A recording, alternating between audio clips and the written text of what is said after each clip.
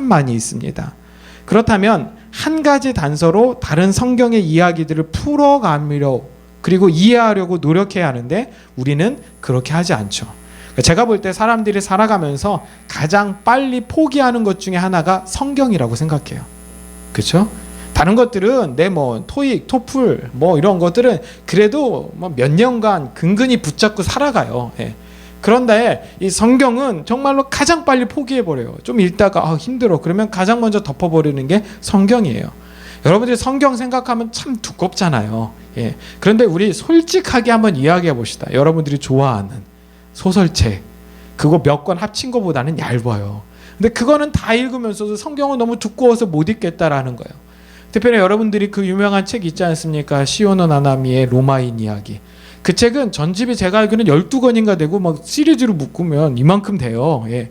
근데 그걸 다 읽는 사람들이 있어요. 근데 죽었다 깨나도 성경은 못 읽겠대요. 왜? 두껍대요. 좀 이해가 안 돼요. 예. 두껍대요. 그러니까 가장 빨리 포기하는 게 성경이에요. 왜요? 읽고 연구하고 그것들을 파악해야 되는데 그걸 안 하는 거예요. 그리고 사단이 가장 먼저 우리 마음속에 심어주는 그 요구가 그거거든요. 유혹이. 야, 그렇게 어렵고 두꺼운 성경 읽어서 뭐 하려고. 그거 읽어봤자 너는 몰라. 그러니까 포기해.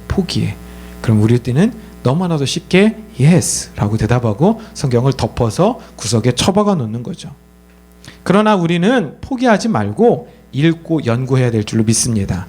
왜냐하면 여러분들은 이미 구원받은 자들이기 때문입니다. 만약 여러분들이 아직 구원받지 않았다라면 성경을 그렇게 심도 있게 읽지 않아도 돼요. 구원받지 못한 사람들의 가장 최우선의 과제는 교회 봉사, 사역 이런 것이 아니라 구원이기 때문입니다. 예수님께서도요, 헌신을 요구하시는 사람들은요, 구원받지 않는 사람들이 아니에요. 구원받은 사람들에게 그 다음 요구하시는 것이 헌신이지 무조건 네가 필요하니까 네가 예수 믿고 구원받아야 돼. 예수님은 그러지 않으셨어요. 네가 예수 믿고 구원받아서 그 복음이 귀한 걸 안다면 네가 나의 일에 헌신하여 나의 복음을 전하라라고 말씀하고 계신 것이죠. 그러므로 여러분들 믿고 구원받으시길 주님의 이름으로 간절히 축원합니다. 그렇다면 구원받은 자들의 다음 행보는 무엇이 되어야 할까요? 그것은 예수님이 어떻게 가르치셨는지를 생각해 보면 됩니다. 여기서 아주 중요한 명제 하나를 우리가 짚고 넘어가도록 하겠습니다. 한번 따라 하실까요? 생각한 대로 살지 말고 가르치신 대로 살자. 다시 한번 따라 할까요? 생각한 대로 살지 말고 가르치신 대로 살자. 제가 젊은이 사역을 오래 하지 않았습니까? 이 청년들의 가장 큰 실수는 헌신하지 않거나 열심히 없는 것이 아니에요. 자기 생각대로 헌신하고 자기 뜻대로 열심 내는 것이 문제인 거죠. 아무리 생각해도 자신은 이거래요. 그러니까 다른 것은 아니래요. 심지어 성경이 이거라고 이야기를 해도 자신의 생각이 용납하지 않으면 거부해버려요.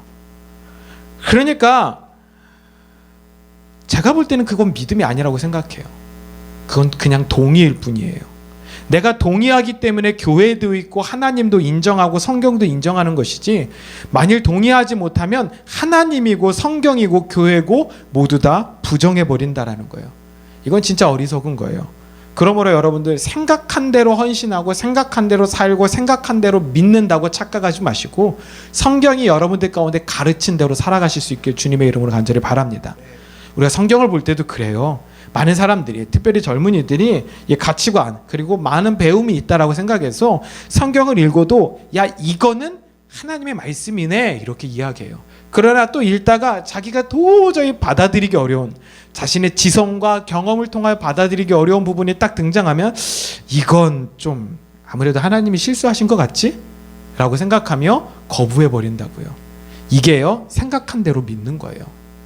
그러니까 헌신하는 부분에 있어서도 그래요. 하나님의 음성을 듣고 헌신해야지, 하나님은 내가 거기 가운데 헌신하기 원하시지도 않는데 내가 볼 때 좋아한다는 거예요. 그래서 나는 무조건 헌신하겠다는 거예요. 헌신하겠다는 거. 제가 예전에 전에 있던 교회에서 사역하면서 그런 이야기 농담처럼 가끔 하는데 정말 그런 지체들이 있거든요. 제가 볼 때는 이렇게 목소리가 탁월하지 않아요. 음감이 떨어져요. 예. 어떤 면에서 보면 음치에 가까워요. 근데 주구장창 뭐요? 그러니까 싱어를 하겠대요. 아, 참 곤란해요. 예. 이럴 때는 어떻게 해야 되나. 예. 뭐 곤란한 상황을 뛰어넘어 그것은 저에게 주는 환란이에요.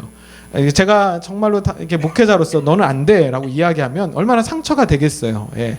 그래서 제가 가끔 뭐 그런 이야기를 하거든요. 아무리 생각해도 하나님께서 너에게 뛰어난 음감이나 좋은 목소리를 주시지 않은 것은 하나님은 네 찬양은 받지를 않으시기 때문일 거 아닐까? 뭐 이러면서 제가 돌려서 이야기하는, 제가 말하는 한 가지는 그런 거거든요. 그러니까 내가 하나님이 원하시는 자리에 서 있는 것이 중요한데 우리는 그걸 뛰어넘어서 내 생각대로 헌신하고 내 생각대로 살아가려고 몸부림친다라는 거죠. 그런데 여러분들, 하나님이 가르쳐 주신 대로 사시길 간절히 바랍니다. 곧 예수님이 십자가에서 구원을 완성시키시고 부활하신 후 어떤 말씀들과 가르치심을 주셨는지를 잘 알아야만 구원받은 우리가 갖추어야 할 삶의 모습들을 발견할 수 있는 거죠. 여러분 한번 생각해 보시죠. 예수님께서 십자가에 달려 돌아가시기 전에는 가장 중요한 사건이 뭐죠? 십자가 사건이었어요. 그래서 예수님은 돌아다니시면서 제자들에게 십자가에서 내가 죽을 것이야 라고 이야기를 했어요. 그런데 잘 설명해도 제자들이 알아들었어요? 못 알아들었어요? 못 알아들었다고요. 그런데 지금 상황은 어떤 상황이냐? 사도행전 1장의 상황은 예수님께서 부활하신 다음에 이제 40일 동안 예수님께서 제자들을 가르치신 상황이에요. 지금의 상황은 뭐죠? 이미 구원을 경험한 자들, 이미 이 땅 가운데 그리스도의 보혈이 뿌려진 그 상황이에요. 그 다음에 너희들이 어떻게 살아갈 것인가에 대해서 예수님께서 아주 핵심적인 이야기들을 인텐시브 코스 40일 동안 가르치신 거예요. 40일 동안. 그래서 지금이 뭐죠? 지금 우리가 우리가 살아가고 있는 이 교회, 이 모습들을 세워 나가는 전 과정들이 이 시기에 있었던 거죠. 그러니까 지금 이때에 예수님의 가르침을 우리가 분명히 알 수만 있으면 어떤 일들이 벌어진다고요? 우리 삶 가운데 구원받고 난 다음에 하나님이 원하시는 삶의 모습들을 발견해 나갈 수 있다라는 거예요. 그런데 여기 문제가 있죠. 성경에는 예수님께서 부활하신 다음에 어떤 가르치심을 주셨는지 잘 나와 있지 않다라는 것이 문제예요. 3절 볼까요? 3절 보면 이렇게 나오죠. 그가 고난받으신 후에 또한 그들에게 확실한 많은 증거로 친히 살아계심을 나타내사 40일 동안 그들에게 보이시며 하나님 나라의 일을 말씀하시느니라. 그러니까 이 3절 9절을 보면 딱 이렇게만 나와 있어요. 첫 번째, 확실한 많은 증거로 살아계심을 보여주셨다. 두 번째, 40일 동안 하나님 나라의 일을 말씀하셨다. 이렇게밖에 나와 있지 않아요. 물론 우리가 대략적인 것은 유추해 볼 수 있어요. 뭐죠? 확실한 증거로 그분이 살아계심을 보이셨다라는 거예요. 어떻게 보이셨을까요? 뭐 간단하죠. 야, 만져봐. 이거죠. 만져봐. 나 먹기도 한다. 이런 거. 예? 못 믿겠어? 나랑 스파링 한번 떠볼래? 이러면서 예수님께서 그러신 거죠. 예. 하지만 구체적인 내용들을 제자들이 적어놓지 않았어요. 좀 제가 이 사도행전 1장을 볼 때마다 좀 짜증나는 한 가지가 이런 거예요. 왜 제자들이 정말로 예수님께서 부활하시고 나신 다음에 진짜 중요한 사건이잖아요. 중요한 가르침이잖아요. 근데 왜 안 적어놨냐는 거예요. 제가 생각해 볼 때는 그런 것 같아요. 아무래도 예수님 부활하신 사건이 정말로 엄청난 사건 아닙니까? 그러니까 제자들이 너무나도 놀란 거예요. 그리고 그분이 죽으셨다고 자기는 절망하고 있었는데 그분이 살아나시니까 너무 감격스러워서 예수님과 그냥 동행하기에 급급했던 것 같아요. 그래서 예수님께서 무엇을 가르치시고 있는지에 대해서 세세하게 기록하지 않았던 것 같아요. 그러면 우리가 영영 예수님의 이 마지막 가르치심을 알 수 없을까요? 저는 이렇게 생각합니다. 확실히는 알 수 없지만 그래도 우리에게 마지막 남겨진 뭐가 있다고요? 단서들이 있다라는 거죠. 그것이 바로 사도행전 전체입니다. 예수님께서 40일을 가르치신 후에 그들이 성령 세례를 받고 교회를 세우기 시작했습니다. 예수님 없이 예수님의 복음을 전하기 시작한 거죠. 그 기록이 사도행전에 나와 있습니다. 전에는 예수님의 제자들이 부르짖어 기도한 적이 없었어요. 그런데 사도행전에는 나와 있어요. 그 전에는 예수님의 제자들이 하나님의 말씀을 설교하고 전파했다라는 흔적이 없어요. 그런데 예수님의 가르치심 이후에 그들은 나가서 설교하는 복음 전파자들이 되었어요. 그 전에 제자들 사이에서도 이 서로 높아지려고 다툼이 있었는데 예수님의 가르치심 이후에 그들은 더 낮아져서 서로를 어떻게 해요? 사랑하고 돌보기 시작했어요. 그러니까 결정적으로 그들은 전에 한 번도 없었던 뭘 세웠죠? 교회를 세웠어요. 분명히 그 사이에 무슨 특별한 가르치심이 있었다라는 거예요. 그것이 40일간의 가르치심이에요.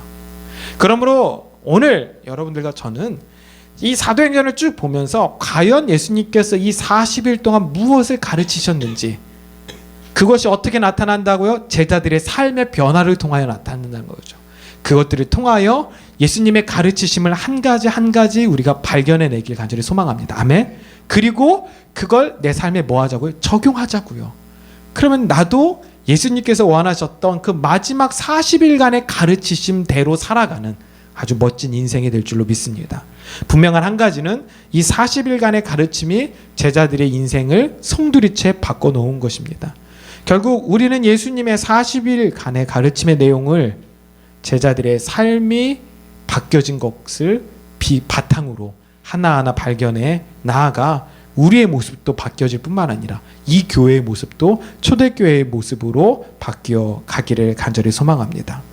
또한 그것을 하나하나 우리 삶에 적용한다라면 여러분들 진짜 예수님이 원하시는 멋진 삶의 모습이 되지 않을까요?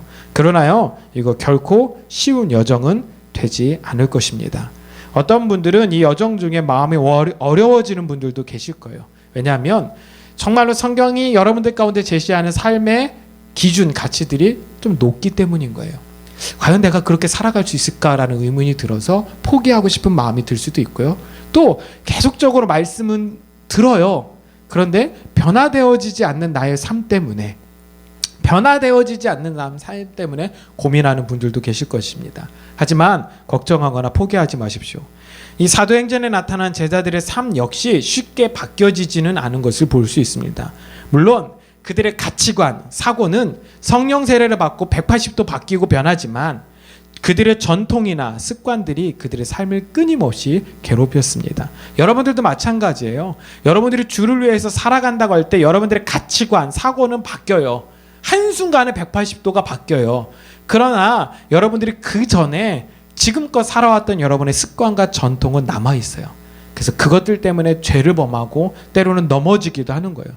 그러나 여러분들 포기하지 말고 예수님께서 우리 삶 가운데 던져주신 그 단서들 하나하나를 붙잡고 여러분의 삶을 변화시켜 나갈 수 있길 간절히 바랍니다. 그럼 그 마지막 단서들의 첫 번째가 무엇일까요? 그것이 바로 약속하신 성령을 주시겠다라고 말씀하신 것입니다. 4절 5절 말씀 보면 이렇게 나오죠. 사도와 함께 모이사 그들에게 분부하여 이르시되 예루살렘을 떠나지 말고 내게서 들은 바 아버지께서 약속하신 것을 기다리라. 요한은 물로 세례를 베풀었으나 너희는 몇 날이 못되어 성령으로 세례를 받으리라 하셨느니라. 그러니까 어떤 분들은 성령님 성령님 하니까 점점 지겨워하시는 분들이 계실지도 모릅니다. 무슨 교회가 좋은 길, 좋은 처세술, 좋은 대인관계론, 뭐 긍정적인 마인드 뭐 이런 걸 하나도 안 가르치고 맨날 성령님, 기름 부음 얘기만 하냐고 반박하는 분들이 계실지도 모르겠지만 이건 제 얘기가 아니죠. 예수님이 마지막으로 가르치신 이야기입니다. 그러니까 예수님이 마지막으로 제자들에게 이렇게 가르치시고 계신 거예요. 지금과 다른 전혀 새로운 차원의 삶을 살기를 원한다라면 이것이 바로 반드시 필요한데 이것이 성령님이야. 아멘. 그것은 나의 하나님 아버지가 너희를 위해서 예비해 놓으신, 약속해 놓으신 것이야 라고 말씀하시는 거죠. 물론 지금의 우리는 성령이 임했을 때 어떤 일들이 일어날지를 어느 정도 알고 있습니다. 성경을 통하여. 하지만 이 당시의 제자들은 무척이나 궁금했을 것입니다. 성령이 도대체 무엇인지, 어떤 것인지. 동시에 그들은 너무나도 기대하는 마음으로 성령님을 기다리고 있었을 것입니다. 아주 간절히 사모하면서. 왜냐하면 예수님이 마지막으로 가르치신 이 40일간의 수쿨에서 가장 많이 등장했던 단어가 성령이었을 것이 분명하기 때문입니다. 그리고 그 특별한 스쿨을 마무리 지으면서 예수님께서는 다시 한번 이렇게 말씀하십니다. 성령을 받으라. 아멘. 여러분들 마태복음에 보면요, 예수님께서 이러신 장면이 나와요. 다 부활하신 후에 다시 한번 가르치시는 장면들이 마태복음에 좀 나와요. 그리고 나와서 요한복음에 나와요. 요한복음에 나와요. 그리고 예수님께서 맨 마지막에 이렇게 하시죠. 숨을 내쉬며 성령을 받으라 라고 말씀하세요. 그러니까 예수님께서 요한복음이든 사도행전이든 마지막으로 남기신 말이 뭐라고요? 성령을 받으라는 거예요. 많은 교회에서 왜 성령님을 받아야 하는지, 왜 성령님이 오셔야 하는지를 가르칩니다. 하지만 그 어떤 타당성보다도 더 큰 것은 성령을 받아야 한다고 말씀하신 것이 예수님의 마지막 가르치심이기 때문입니다. 여러분들은 그 마지막 가르치심을 가슴에 품어야 될 줄로 믿습니다. 행여 성령님의 실체를 몰라도 괜찮습니다. 제자들 역시 성령님이 어떤 분인지 분명히 알고 성령님을 가슴에 품은 것이 아니라 모르고 품었습니다. 그런데 결과론적으로는요, 모르고 품어도 그들에게 뭐요? 성령님이 임하셨다라는 거예요. 그리고 그들의 인생을 바꾸어 놓으셨습니다. 저는 성령을 체험하고 인생이 바뀐 너무나도 많은 사람들을 알고 있고 보았고 들었습니다. 그런데 실제적인 이 자세한 이야기들은 앞으로 사도행전을 계속 살펴보면서 무수히 많은 간증들이 언급될 것입니다. 하지만 그들 중에서 제가 가장 잘 아는 한 사람이 있는데 그 사람이 바로 저입니다. 저는 한없이 부족한 사람이었고 바르지 못한 사람이었습니다. 그러나 성령님이 제 삶 가운데 오셨고, 그래서 그분이 제 인생을 바꿔 놓으셨어요. 그리고 지금도 바꾸고 계십니다. 아멘. 저는 지금도 제가 완벽하게 바뀌었다고 생각하지 않아요. 그 모든 것들은 여러분들이 저를 볼 때 여러분들도 동의하시는 바일 겁니다. 그러나 중요한 한 가지는 지금도 하나님이 나를 바꾸고 계시다라는 거예요. 그 시작이 무엇이냐? 성령님이 초등학교 4학년째 제 인생에 찾아오셨던 그 시작점이었던 것 같아요.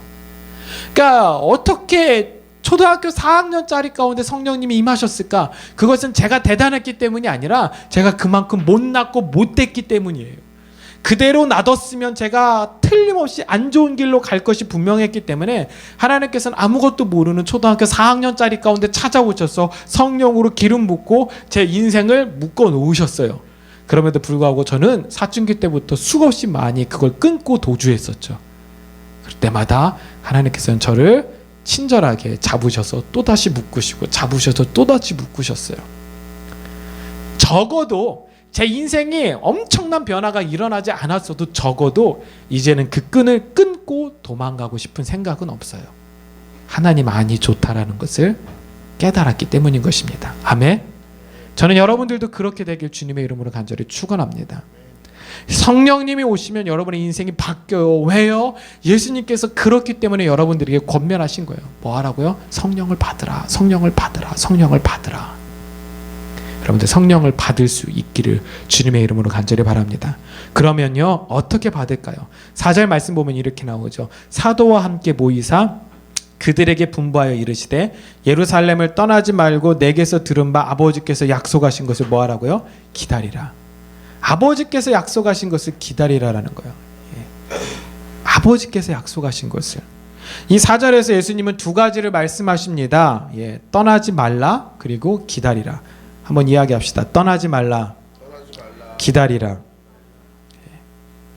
떠나지 말고 기다리라라는 거예요. 그러니까 약속하신 성령님이 오실 때까지 예배 공동체에 모여서 떠나지 말고 기다리라라고 말씀하십니다. 저는 이것이 아주 중요한 키워드라고 생각합니다. 그러니까 저의 경험으로 볼 때 성령님은 혼자 기도할 때보다 같이 모여서 합심으로 기도할 때 더 강하게 임하십니다. 그렇죠? 대부분의 사람들이 성령님을 언제 경험하느냐? 모여서 합심으로 기도하는 부흥회나 수련회 또는 대형 집회들을 통해서 경험합니다. 그렇죠? 정말로 많이들 그런 집회들을 통하여 경험한다라는 거예요. 그 이유를 저는 이렇게 생각합니다. 처음 경험하는 사람들이요, 성령님을 혼자 있을 때 경험하면 그것이 진짜 성령님이 임하신 것으로 받아들이기가 쉽지 않아요.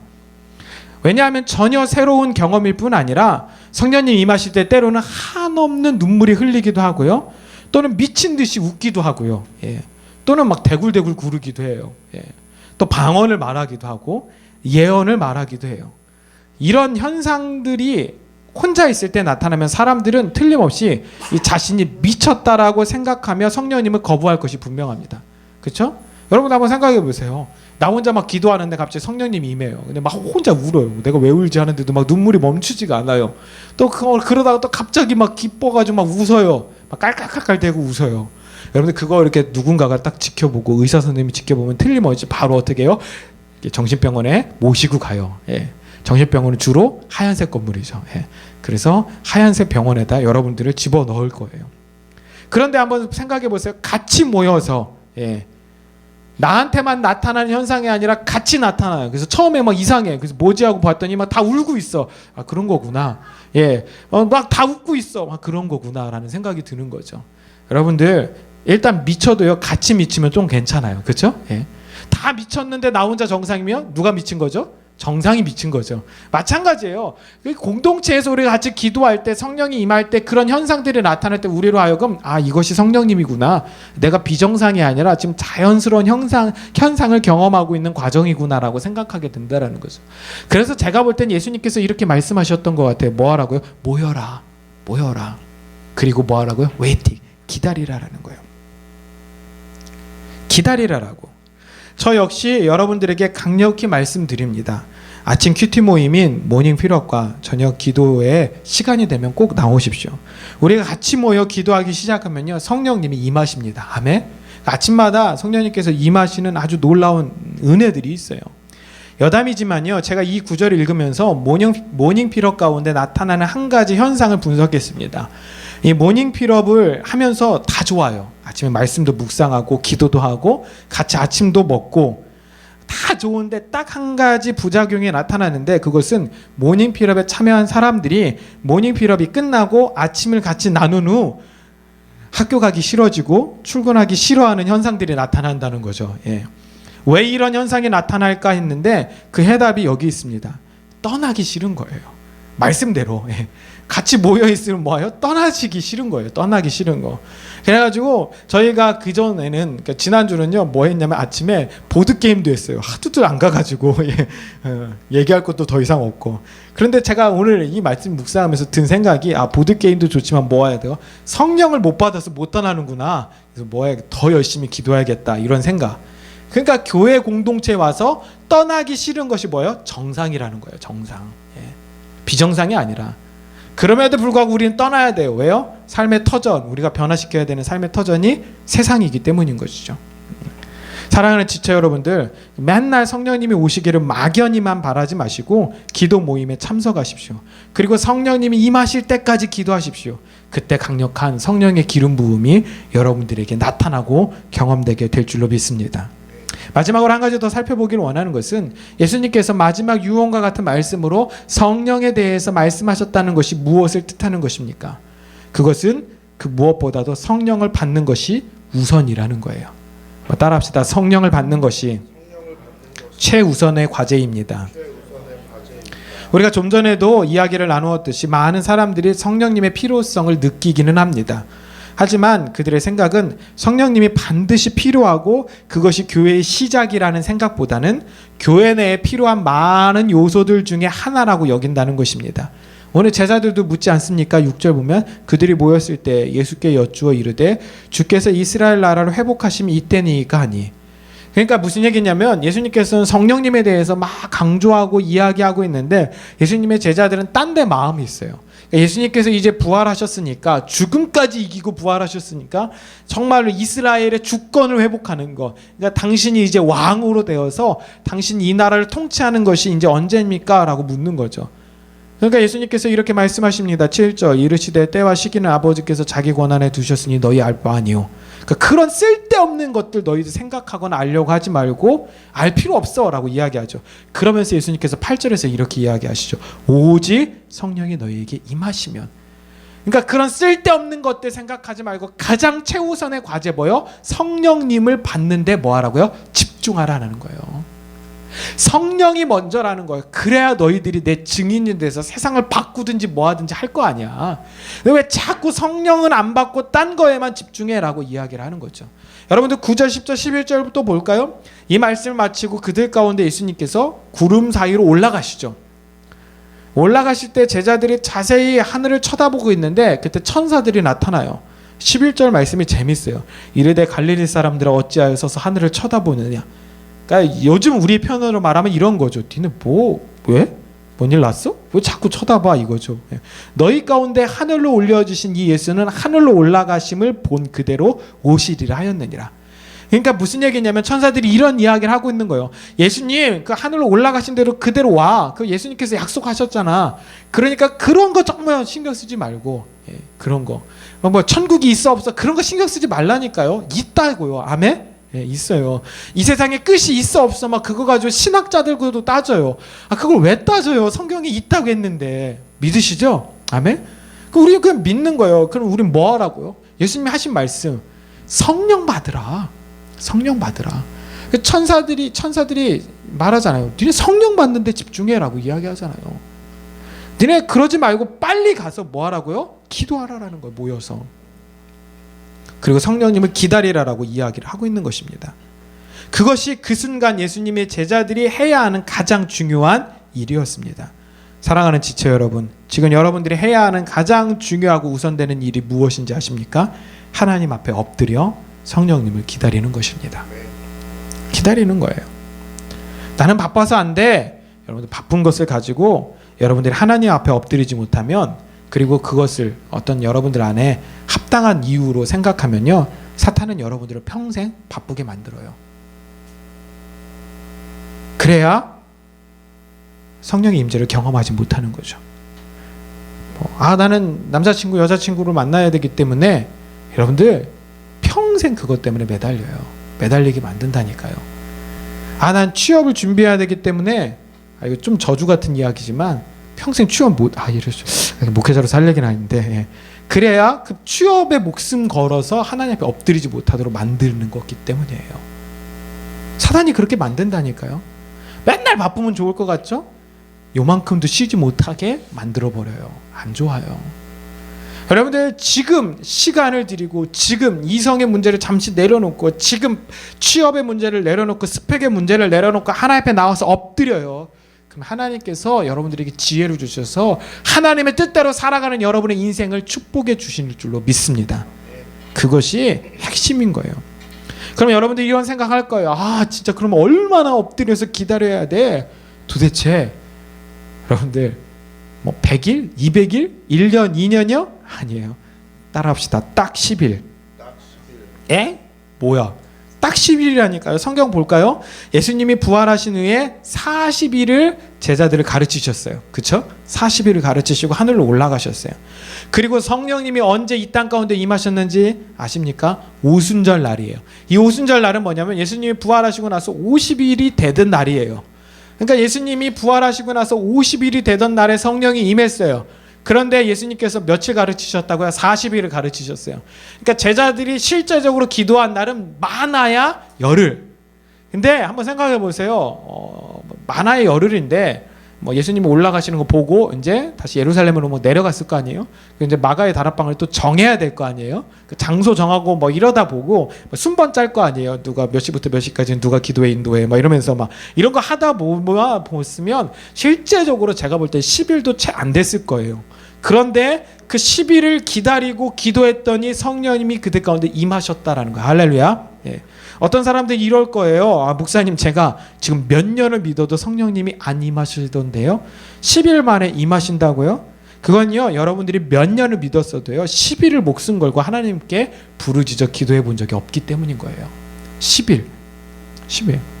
저는 그런 기억이 있습니다. 제가 군대를 제대하고 제가 신학교를 계속 다니고 있는데 제 삶의 문제들이 해결되지 않는 거예요. 이거 어떻게 해야 되나, 이런 문제를 가지고 하나님 앞에 결단했어요. 제가 기억하기로는 12월 말일이었던 것 같아요. 하나님, 저 이대로는 못 살 것 같습니다. 하나님이 제게 아주 특별한 응답을 주시지 않으면 전 이대로 못 삽니다.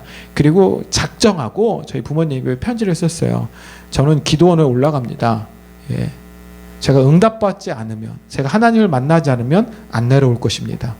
이렇게 써놓고, 아주 멋있죠. 예. 그리고 딱 써놓고 가방 하나 싸갖고 기도원에 올라갔어요. 제가 대전에서 다니던 교회가 기도원이 있어요. 큰 교회에 와서 거기 딱 갔더니 그 관리하시는 권사님이 왜 왔냐고. 권사님, 저 기도하러 왔어요. 저희 친구 아버지 배웠거든. 그럼 방 하나 줄까? 그래서 아니요. 굴에 들어가서 기도하겠습니다. 굴이 하나 있거든요. 근데 제가 언제 갔다고? 12월 말에 겨울에 갔어요.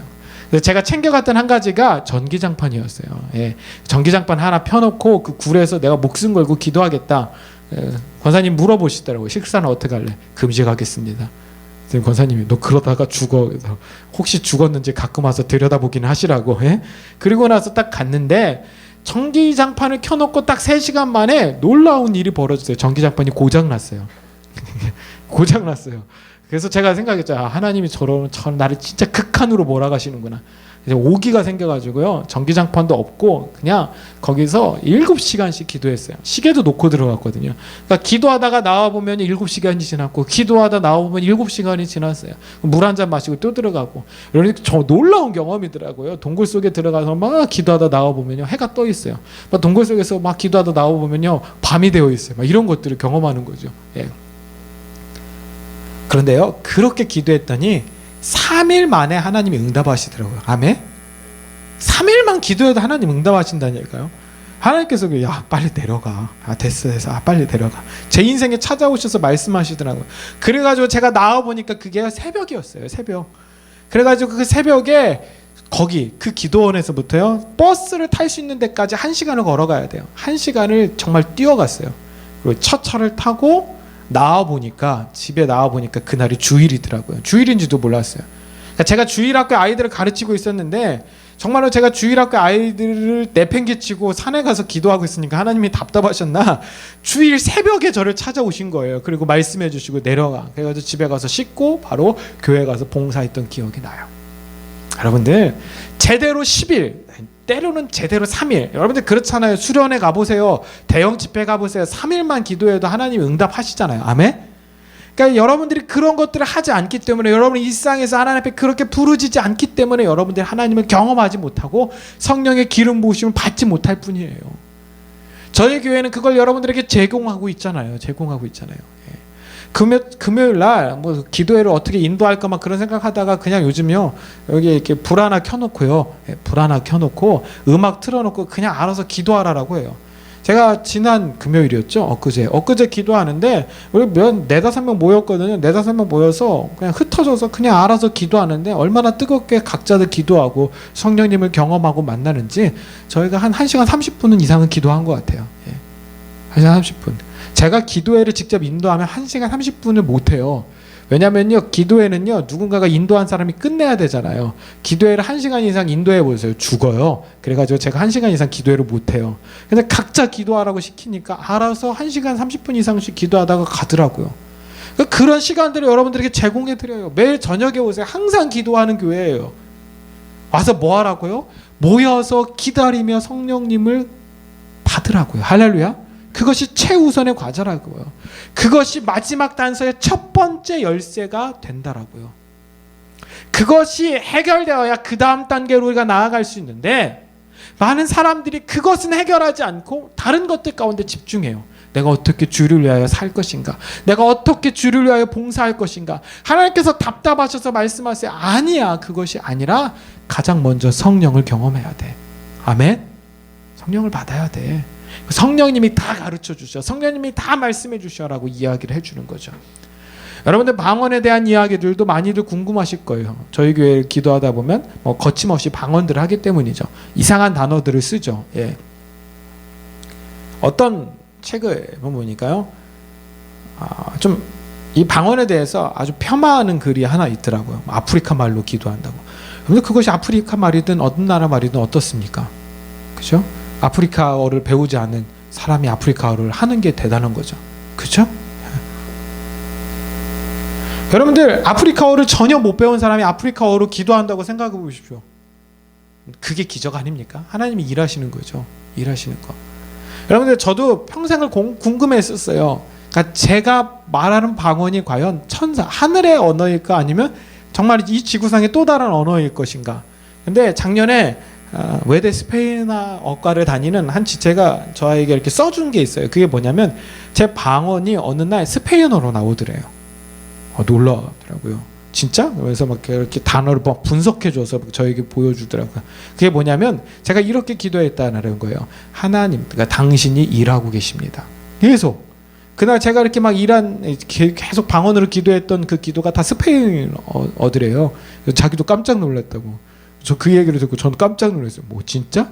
그래서 이럴 줄 알았으면 스페인어를 배우는 건데 막 이런 생각을 38에 아주 뒤늦게 후회했던 기억이 나는데 제 주변에 스페인어를 하는 사람이 없어서 누구도 제가 스페인어로 기도한다고 이야기해 주지 않았어요. 스페인어를 진작에 했으면 제가 남미 선교를 갔을 텐데 안타깝습니다. 그러니까 방언이라는 것도 제가 무언가 배웠기 때문에 하나님께서 주시는 거예요. 또 방언을 못 받는 사람들이 있어요. 그러면 이 교회는 정말로 너무 방언에 대해서 강조하니까 저는 강조하지 않는다니까요. 필요한 사람에게 주세요. 그렇죠? 필요한 사람에게. 필요하지 않으면 안 주세요. 너무 그런 것들 가운데 부담 갖지 마세요. 뭐 누구는 예언하는데 예언이 필요 없으니까 안 주시는 거죠. 예. 누구는 고치는 능력이 있는데 고칠 필요가 없으니까. 여러분들 예언하거나 고치거나 방언을 통변하거나 이런 사람들이 얼마나 피곤한지 아세요? 같이 기도하는데 다 들려요. 짜증나요. 예, 짜증나요. 여러분들 저 사람을 딱 봤는데 저 사람의 상태가 보여요. 괴로워요. 그게 마냥 좋을 것 같지만 괴롭다고요. 괴로운 거라고요. 그냥 내가 하나님만 집중할 수 있는 게 가장 좋아요. 아멘? 그럼에도 불구하고 하나님께서 때로는 성령님을 통하여 그런 은사들을 우리 가운데 주시는 한 가지는 교회 내에서 그것들이 뭐예요? 필요하기 때문이에요. 그러니까 여러분들은 거기에 맞춰서 쓰임받고 사역하시면 돼요. 그런데 최우선이 뭐라고요? 성령님이라는 거예요. 성령님. 그것이 첫 번째 키워드라는 것입니다. 예수님의 마지막 유언이며 2000년 교회 역사의 장구한 서막을 열게 했던 분이 바로 성령님이시기 때문입니다. 그 성령님을 모여서 기도하며 기다리는 믿음의 청년들이 되기를 간절히 바랍니다. 그래서 성령님과 함께하는 진짜 그리스도인들, 그리고 진짜 어노인팅 교회 지체들이 되기를 주님의 이름으로 간절히 축원합니다. 아멘. 우리 시간에 같이 찬양하고 하나님 앞에 예물 드리며 우리가 기도하길 원합니다. 저희 교회는요, 어노인팅 교회죠. 기름 부음이 넘치는 교회. 그것이 우리의 유일한 노고, 그리고 유일한 바람입니다. 예.